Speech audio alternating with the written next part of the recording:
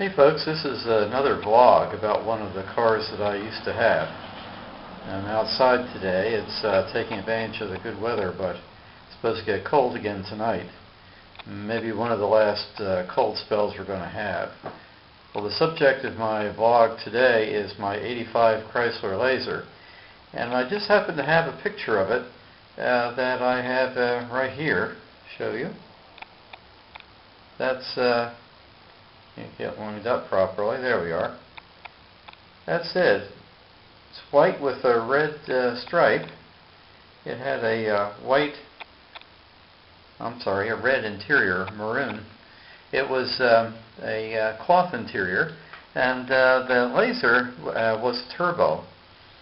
Not an intercooled turbo, just a regular one, 2.2 liter engine, 5-speed manual, and performed very well. It was I got it brand new from a dealer that was out of town, but I had it arranged so that dealer brought it into his stock from local dealer, so that I bought it from somebody that I knew. I knew their service department, and I was always pleased with the work they did.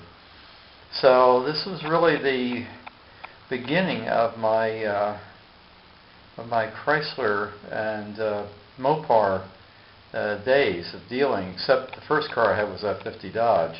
But at any rate, the Laser was a nice car. The turbo made it very sprightly, and the hatchback made it very practical. So the only problems I had with it were the door hinges.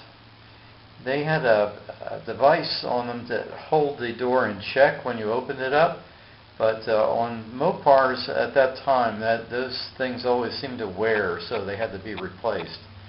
And not only happened on that car, but other Mopars that I had roughly about that period. So that had to be done. The air conditioning hose had a leak, so they had to replace that. They had to fabricate a new one. And the linkage for the manual transmission, there were two cables involved, and one of them broke.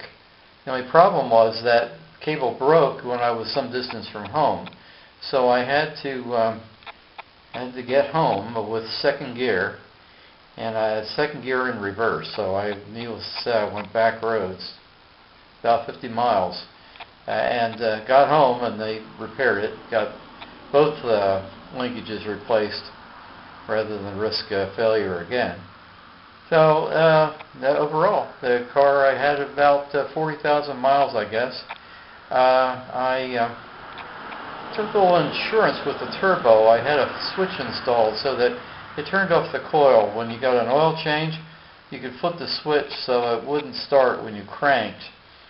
Until I got the oil pressure up to an acceptable level, then I flipped the switch and the car would start. That way it ensured that the turbo had enough oil, and so that worked out well. So then I sold the car, let's see, to a private owner some time later, and after I sold it, I saw the guy again, and he said it worked out fine, except that there were the electrical problem developed.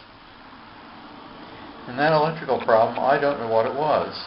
It didn't happen when I had it, and had no idea that one was going to develop, but they were able to figure out what it was. I don't know what the problem was that caused him that concern, but at any rate it got fixed. And just shows you that sometimes you might think that a car is working fine, looks fine, but there may be something that may be ready to go and you don't know about it. But I was pleased with the Laser. It gave me good service. It was essentially the same as the Dodge Daytona. There were only differences in little difference in the grille and taillights, not very much at all. In fact, you'd have to look twice to see the difference between the two. But that was my experience with that car. Thanks a lot.